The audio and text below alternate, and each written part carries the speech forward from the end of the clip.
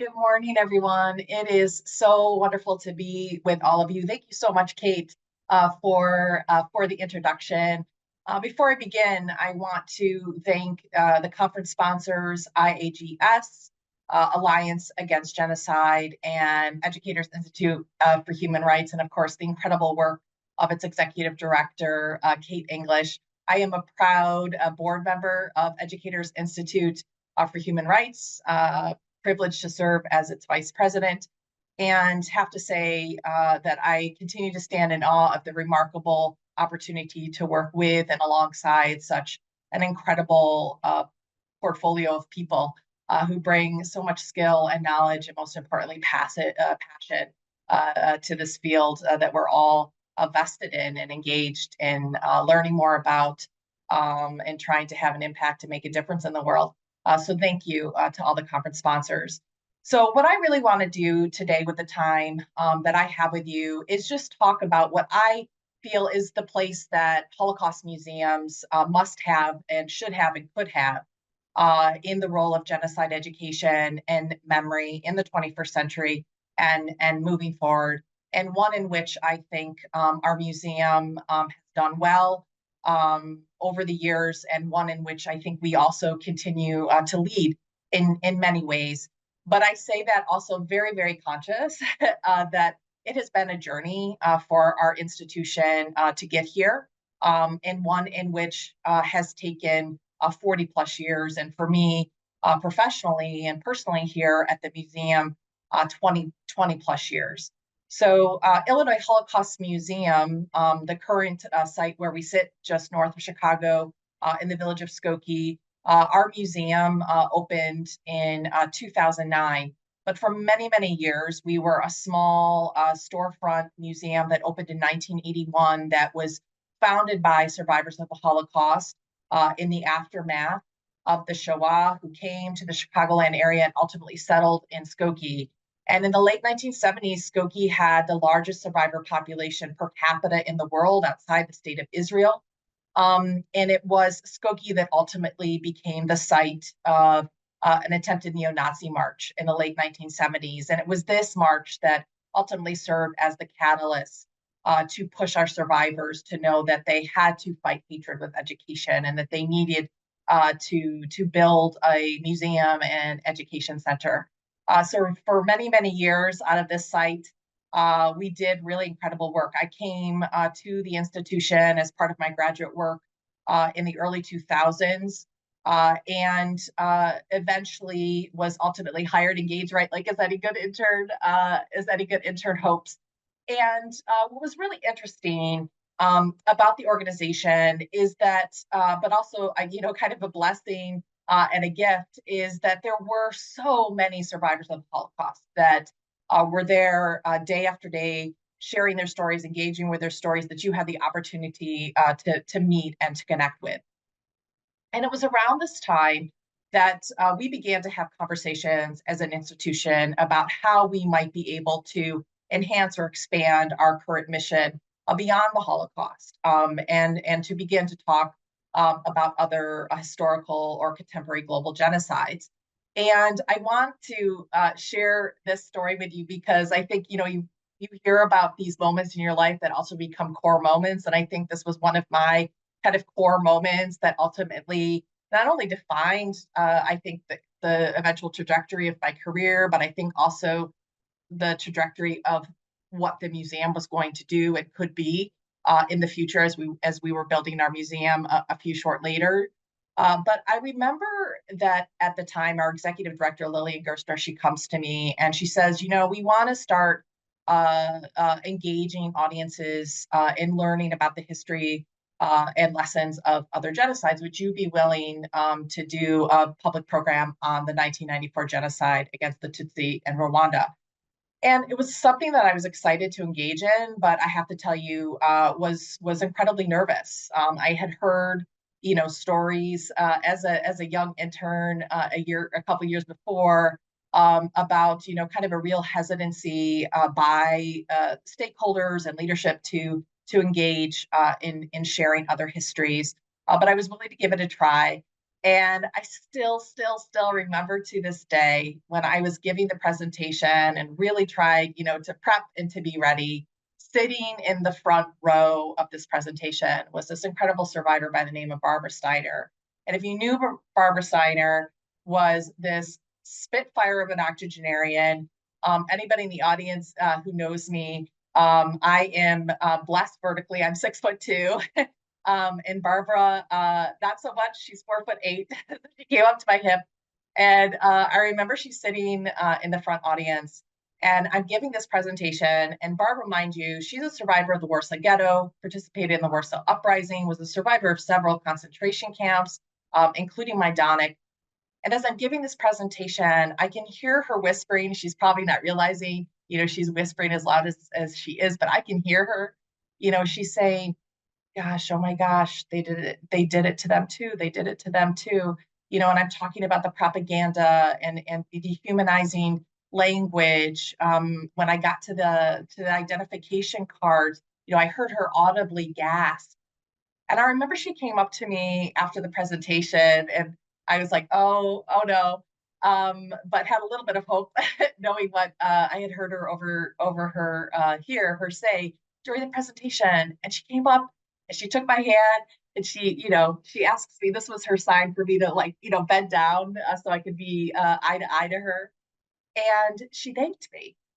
And it was the most remarkable, and as I said before, kind of core and defining moment for my career, because it almost was, the gift of permission. And I think the gift of affirmation that, these stories, these histories had a place at this museum, and had a place to be shared more widely with our students and our educators and just our general public.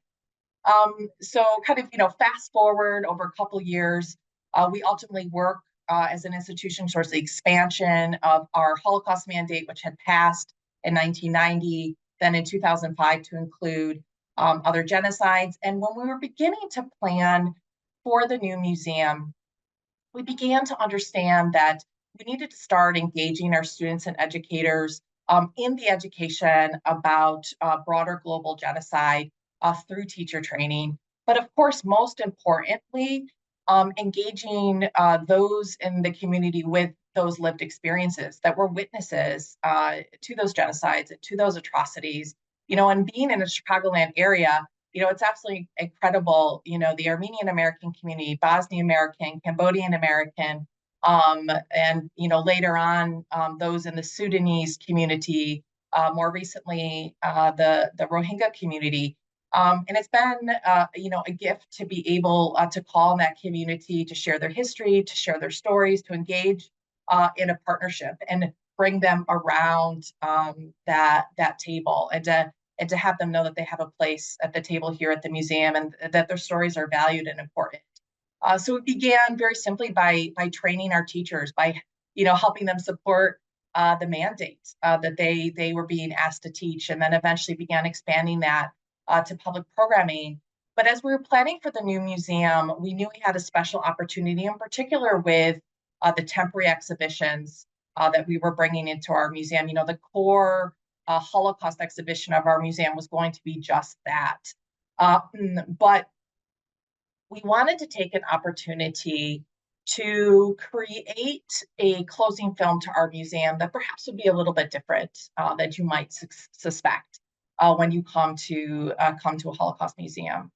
So when you go through our core Holocaust exhibition, which is about 10,000 square feet, and you come to the end, you've come from liberation and establishment of new life in Israel and the United States, and ultimately Skokie. You talk about the attempted marches in Skokie and the role of the survivors in standing up to that hatred during that period of time. And we come to kind of this large scrim portrait of our survivors in modern day. And their message in the scrim is one in which prisoners who came to Sachsenhausen concentration camp were told by other prisoners, tips and tools of how to survive the camp. And it is that I have told you this message not to weaken you, but to strengthen you. Now it's up to you.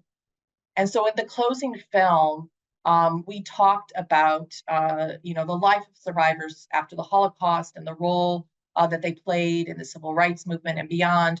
But we also began to talk about the failure of never again and the promise of never again.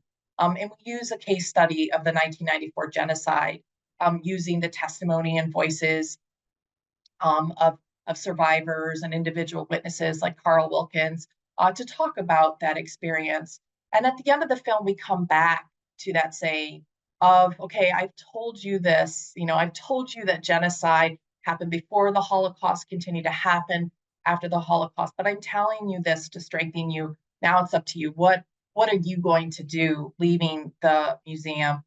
And for many, many years, I think, maybe for some visitors that was unclear, that task was unclear of like what those next steps were. But for some of our visitors, it was inherent, they left empowered and knew what to do. So we had that, and we could put a pin in that for a second. And we also had, as I said before, our temporary exhibition spaces, where we knew that because we had this 10,000 square foot exhibition devoted to the history of the Holocaust, told through the testimony and witnesses and survivors and liberators and rescuers, that we had opportunities with our temporary exhibition spaces to bring in exhibits that spoke to other genocides, other atrocities, other social justice issues, because ultimately we knew as an institution we had a really special opportunity to be a place of dialogue, to be a place of community gathering of those communities in which we had spent years and years and years trying to build those partnerships and those relationships. And also, too, what it's ended up doing is creating an incredible opportunity, not only from the complementary programming and training end, but the ability for us to create this space for our visitors to be able to go through our Holocaust exhibition, and then to be able to perhaps with their docent or a colleague or a friend or whoever they may be with, to say, well, wait a second, right? Like, this happened how long after the Holocaust, or this event happened before the Holocaust, or even some of the exhibits that we've had. This is still happening today. This is an event still happening today. And what a remarkable thing that we could potentially create this synergy, this exchange between our visitors to understand, okay, wait, I just went through an exhibit upstairs, for a genocide that happened 70, 75, 80 something years ago. And this is happening today, and it's still happening today. And what should I be doing? What could I be doing? And to be able to create that space for our visitors to begin to think critically about their own agency, about their own role as global citizens and their responsibility to each other and to humanity, has created some really special opportunities for us to ultimately not just be a memorial, but also a museum for the community, a place for community, a place to have that dialogue around the table, which I think is so important as Holocaust museums, to have that dialogue as we look at what our role is in genocide education, genocide memory, and ultimately, in that larger collective work of genocide intervention and prevention. But ultimately, one of the things as well that we began, as a museum, we love our data and we use our data to think about, how could we improve and what could we be doing better and what stories, and histories are people most interested in. And I'm sure as many of you in the audience have heard either from your students or community members or those that, work in the nonprofit world or museum world as well, might continue to just hear the simple question of, oh, and why? How is it possible that something like the Holocaust happened? And how is it possible? Why? Why did it happen? Why does it continue to happen? How does it continue to happen? And being asked, by students and teachers, like, how do I explain this to my teacher, to my students? How do I explain that to my colleague? How do I break it down for them to understand? Well, aren't there any learnings? Aren't there any early warning signs or kind of root causes that we need to be looking at? And so we understood as an institution that, hey, wait, we've got a really great opportunity here to continue to be that place of expanding learning, to have our visitors, understand and yes, of course, be able to reflect on the past, but to understand that they have a really powerful stake in the present, and really have an incredible opportunity to maintain a hopeful eye to the future, where they have that agency and power to be able to intervene in genocide. And so, about 2 or 3 years ago, through a generous grant through the National Endowment for Humanities, we began to think about what would a permanent exhibition that went beyond the Holocaust and began to talk about historical and global genocide look like.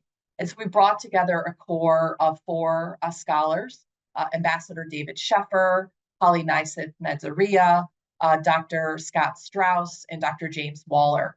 And for any of you in the audience that know any of the four, they kind of all really come not only from different parts of the country, but from kind of very different core parts of the history, historical, legal, anthropological, psychological, and we brought everybody together to begin to think about not only what does that exhibition look like and what are we going to talk about it, but where are we going to put it, right?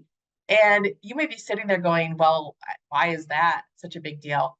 But it was a big deal for us because we had a choice to make as an institution.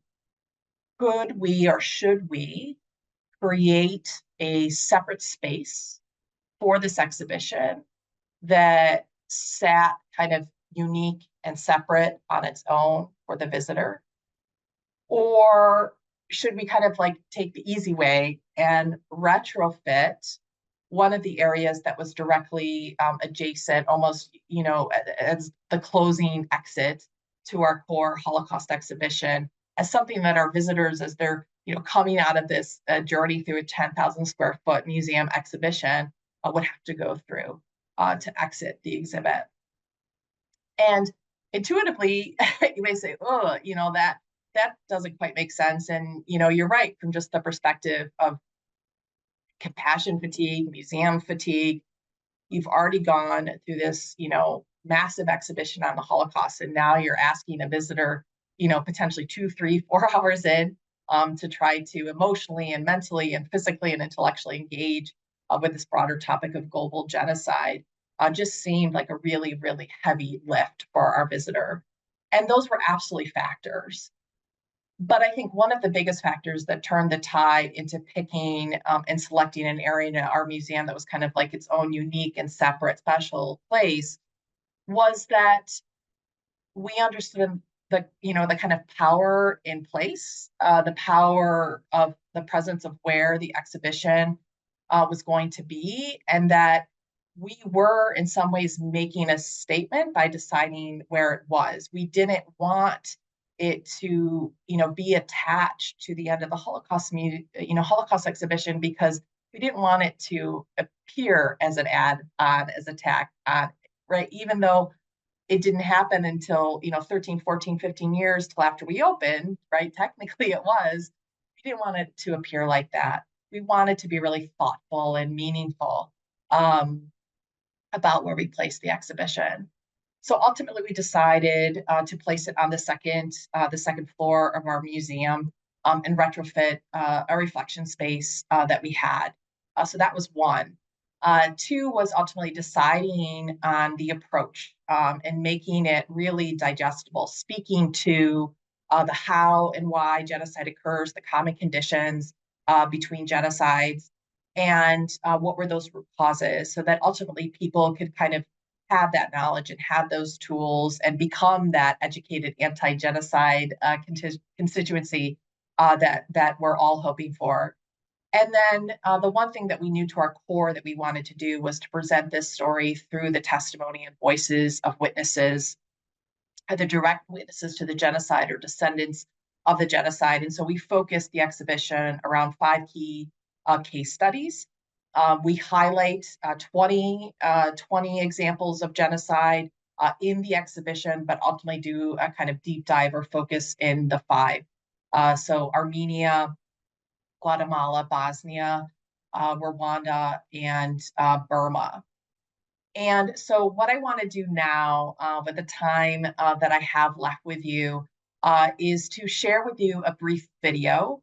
I want you to meet the 5 incredible witnesses whose testimony we shared in the exhibition.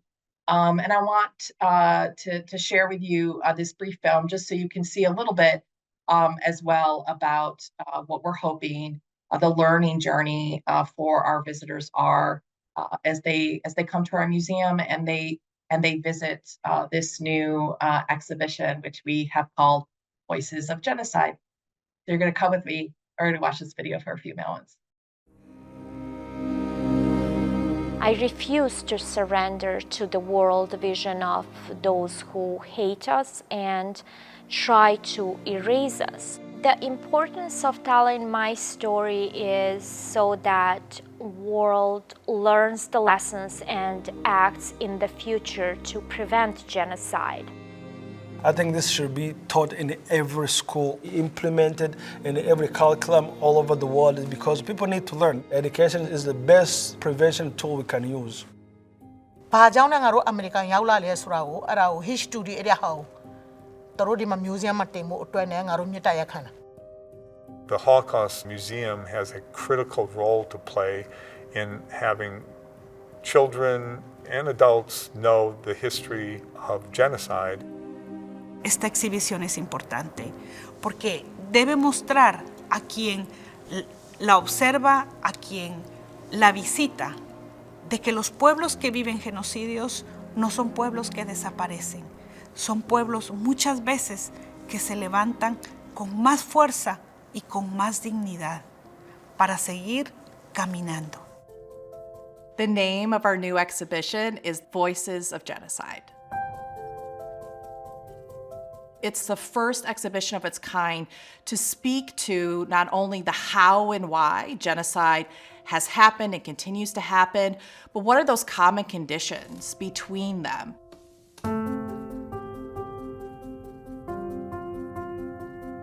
We will follow 5 stories of both descendants and survivors with a focus on genocides in Armenia. The Armenian genocide began in 1915 and it hasn't ended.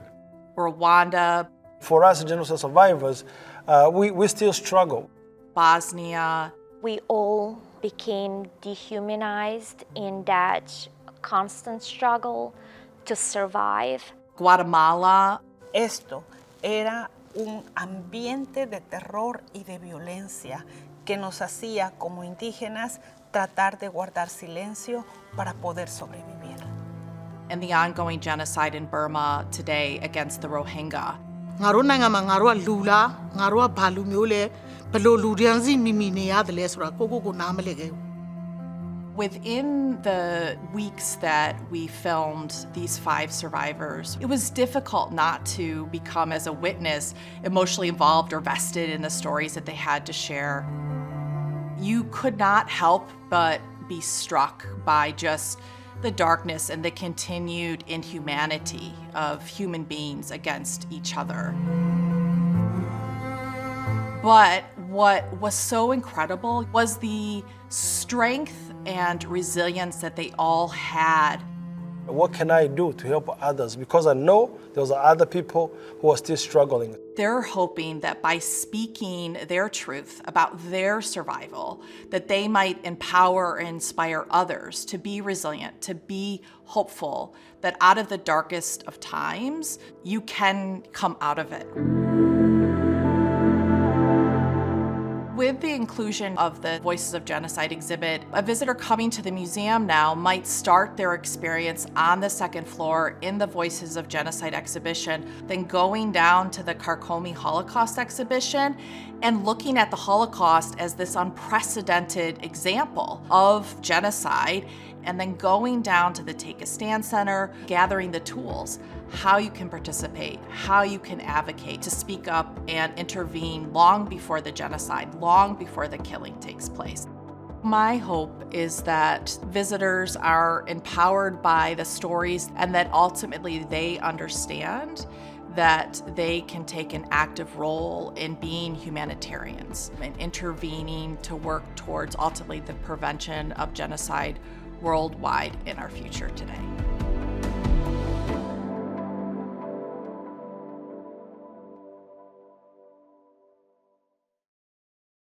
So I hope you all were moved as I was when I got to meet Mark and Irma and Sonata and Casito and Amina. And just the gift and blessing of having them now be part of the stories that we share at the museum. I hope for those of you that have Holocaust museums in your area that you work to support their efforts, perhaps pushing them a little bit to consider expanding their scope and breadth of the events and topics they cover.